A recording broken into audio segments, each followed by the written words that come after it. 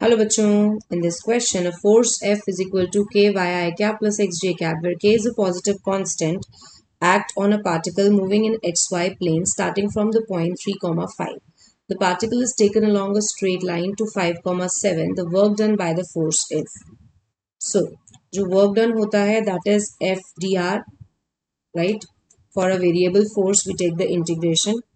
तो यहाँ पर आप इसको किस तरीके से सिंप्लीफाई करोगे, you have a point here.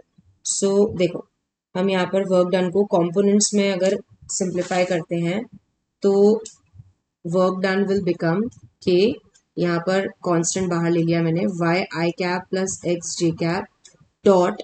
अब यहाँ पर हमें डिस्प्लेसमेंट को लिखना होगा जो यहाँ से यहाँ ये मूव कर रहा है. तो 7 minus 5 is 2 J cap and 5 minus 3 is 2 I cap. तो ये आपका डिस्प्लेसमेंट हो गया, राइट. पर यहाँ पर ना हम इस तरीके से नहीं करेंगे क्योंकि ये स्मॉल डिस्प्लेसमेंट है और आपका फोर्स वेरिएबल है. तो आप इसको ऐसे तब करते हैं हम जब कांस्टेंट फोर्स होता. तो हम यहाँ पर स्मॉल डिस्प्लेसमेंट के लिए लिखेंगे डी एक्स आई कैप प्लस डी वाई जे कैप, ठीक है. और इंटीग्रेशन में हम लिमिट्स डालेंगे जो हमारी पॉइंट्स की है. पहले इसको सिंप्लीफाई करते हैं. के ये आपका हो जाएगा y d x plus x d y, ठीक है.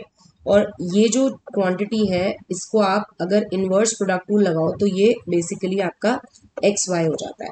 मतलब एक्स वाई का डिफ्रेंसिएशन करेंगे तो आपको ये मिलेगा और इस क्वांटिटी का आप इंटीग्रेशन करोगे तो आपको ये मिलेगा. अब हम यहाँ से लिमिट लगाते हैं जो आपके पॉइंट्स हैं. This is 3, 5 to 5, 7.